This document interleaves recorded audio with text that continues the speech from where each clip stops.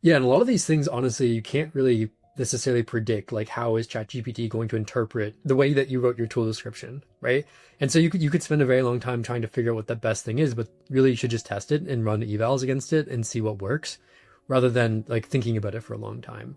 And so I totally agree. Like getting into the process of this type of like iteration provides a lot more information than thinking about it, or like, writing it in a purity and then handing off the engineering team, because eventually your team's going to go through this iteration anyway.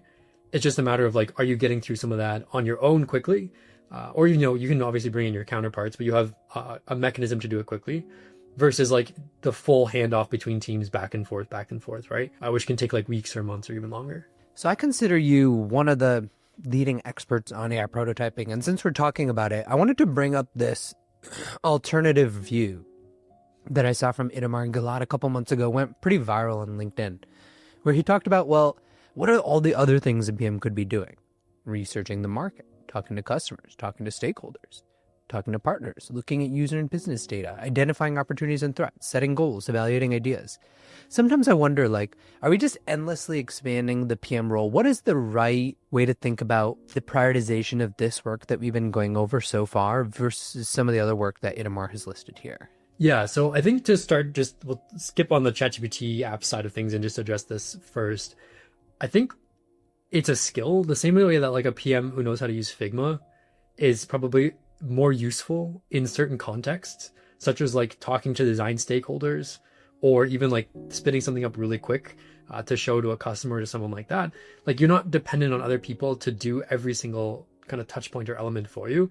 And so I wouldn't say that like using Figma should be an extra line item in here. Using Figma is a skill that supports talking to customers and talking to stakeholders. You know what I mean?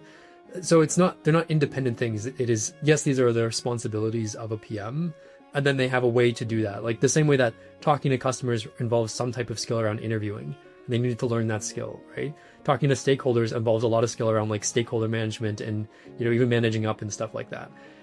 I would say using some of these tools is complementary. So I personally wouldn't advocate for like AI prototyping to be an extra line item or vibe coding to be an extra line item on here.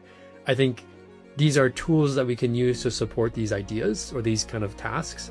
And that, to me at least, it's obvious that if it's very difficult for you to visually communicate something, that's a great use case for AI prototyping. Like if I want to kind of explain, hey, this is how I think our AI product should work. I'm building some type of agent that's going to do some task. It could be hard for me to kind of explain that to my stakeholders or to my customers. And so spinning up a quick prototype in whatever prototyping tool you like is an easy way for me to start to have that conversation and improve like the kind of the fidelity of the information that I'm sharing. Like I can be like, this is kind of what I was thinking. Does this resonate? And so that's to me like how I would kind of, I guess, have a rebuttal to this is it's not an extra line item. Vibe coding is not something a PM should do for no purpose. It should be related to like some reason that they're building that prototype. So AI prototyping enhances some of the activities on this list is the way you should think about it. And you shouldn't necessarily think about not doing the stuff on this list. This stuff is important, but how can AI prototyping help you do some of this stuff better? Yeah, exactly. And this isn't really new. Like PMs have been trying to brainstorm and communicate ideas forever, right? So like Balsamiq was popular for a long time. It's the same thing, right? It's just like helping someone who's not a designer communicate something visually to get the idea out of their head and kind of like onto some form of paper that people can see. And so, yeah, I would say it's literally for the exact same purpose.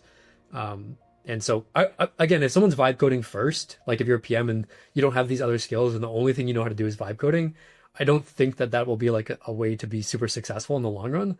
Today's podcast is brought to you by Pendo, the leading software experience management platform. McKinsey found that 78% of companies are using Gen AI, but just as many have reported no bottom line improvements. So how do you know if your AI agents are actually working?